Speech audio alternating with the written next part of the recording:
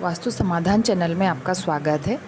आज इस वीडियो में हम समझेंगे कि किसी भी धार्मिक या कोई शुभ कार्य आप ज़मीन से रिलेटेड कोई भी काम आप करने जा रहे हैं तो पहले भूमि को शुद्ध करना क्यों ज़रूरी माना जाता है। भूमि की अपनी एक ऊर्जा होती है। अगर भूमि ऊर्जावान है तो आपको वो एक सकारात्मक परिणाम देती है और जब भी आप कोई काम करते हैं तो उसमें आपको सफलता मिलती है। अगर किसी भूमि की ऊर्जा नकारात्मक है या भूमि में बहुत कम ऊर्जा है या ऊर्जा ही नहीं है तो उससे आपको आपका घर कितना ही वास्तु के अकॉर्डिंग अगर आप बनाएं तो भी आपको उतने अच्छे रिजल्ट्स देखने को नहीं मिलते हैं। तो जब भी हम कोई नया कंस्ट्रक्शन करने जा रहे हैं तो कुछ पॉइंट्स आपको इस वीडियो में हम बताएंगे। उसके अकॉर्डिंग अगर आप काम करते हैं उसके बाद अगर आप आपका कंस्ट्रक्शन चालू करते हैं तो आपको काफ़ी अच्छे परिणाम देखने को मिलेंगे। अग्नि पुराण में बताया गया है कि भूमि को किस किस प्रकार से आप शुद्ध कर सकते हैं और जो विधि इस वीडियो में हम बता रहे हैं वो बहुत सरल है। उसमें आपको कोई बहुत पैसा नहीं लगना है। बहुत कम पैसों में ये आप भूमि की जो ऊर्जा है उसको आप बढ़ा सकते हैं। जब भी आप नया घर बनाने जाएंगे या आपकी कोई प्लानिंग होती है तो सबसे पहले तो आप उस भूमि को शुद्ध करिए। वहाँ पर जो भी कचरा है उसको हटाकर फेंकिए। वहाँ पर जो भी घास फूस पेड़ है या किसी प्रकार की कोई गंदगी है उसको पूरा साफ़ करिए।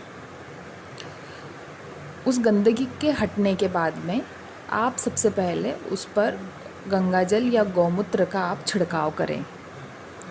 छिड़काव करने के बाद में आप उस भूमि पर गोबर, जो गाय का गोबर होता है, उस गोबर का लेपन करें।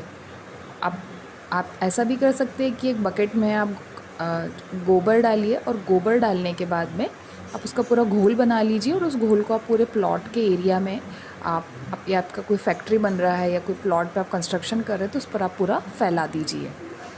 गोबर एक प्राकृतिक कीटनाशक होता है जो एक बहुत ऊर्जावान होता है और आपकी भूमि की ऊर्जा को बढ़ाता है। और जब भी आप ऐसा लगता है कि बहुत ज़्यादा उसमें कंकड़ पत्थर है या बहुत ज़्यादा उसमें गंदगी है तो आप कम से कम 1 फीट की जो मिट्टी होती है उसको भी आप निकाल कर फेंक दीजिए और फिर उसके बाद में आप गंगाजल गौमूत्र छिड़किए और उसके बाद में आप गोबर का लेपन कीजिए पूरे प्लॉट पर, पूरे आपका एरिया पे।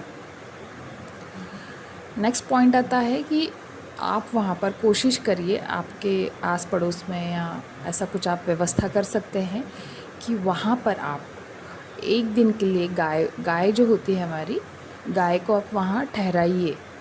वहाँ पर वो अगर रुकती है खाना, मतलब जो भी घास फूस वगैरह खाती है रहती है तो उससे भी भूमि की ऊर्जा काफ़ी बढ़ जाती है।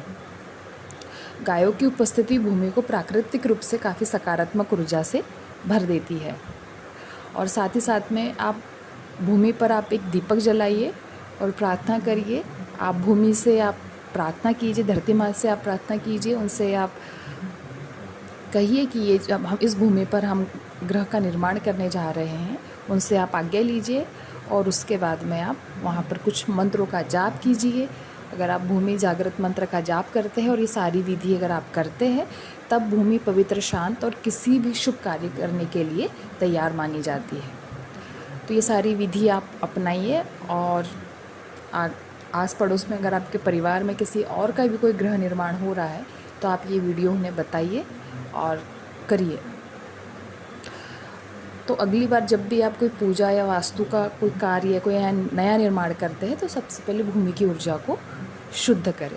अगर आपको यह वीडियो पसंद आया हो तो लाइक करें, शेयर करें और चैनल को सब्सक्राइब करें। इसी तरीके से और भी वीडियोज़ हैं जो वास्तु से रिलेटेड आपको हम हमारी इस यूट्यूब पर हम डालेंगे जिससे कि आप और भी वास्तु से रिलेटेड सारी चीज़ों को आप समझ पाएंगे।